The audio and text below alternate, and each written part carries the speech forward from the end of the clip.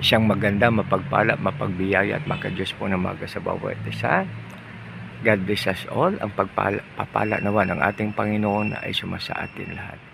Mga kaibigan, nakasulat sa mga awit na sa utos ni Yahweh, ang langit ay nagawa, ang araw, ang buwan at ang bituin maririkit.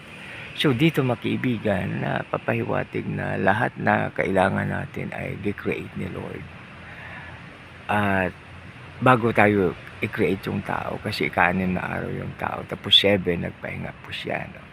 So kaya po mga kaibigan, napakasarap mabuhay, napakaganda yung ating buhay, at tayo ay love na love ng ating Panginoon dahil gihanda niya ang lahat, no? Parang isang bagong mag-asawa na bago manganak, inihanda ang mga dapat na gamitin ng bata sa kanyang paglabas.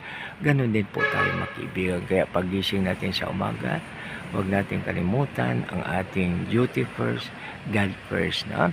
Umawit ng papuri, pagsamba, papasalamat. Mga kaibigan, maraming pong salamat sa inyo.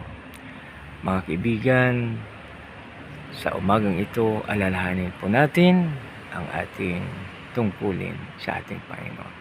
Seek ye first the kingdom of God and His righteousness, and all these things shall be added unto you.